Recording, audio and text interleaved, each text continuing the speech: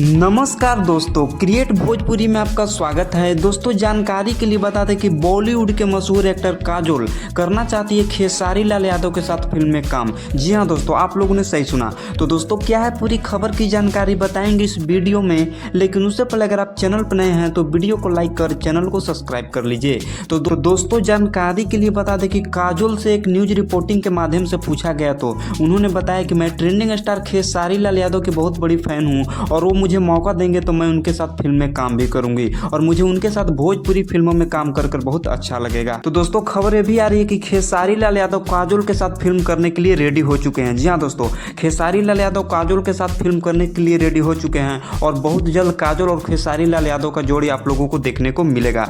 तो दोस्तों, क्या खेसारी लाल यादव को काजोल के साथ फिल्म बनाना चाहिए नहीं बनाना चाहिए, कमेंट बॉक्स में जरूर बताइएगा।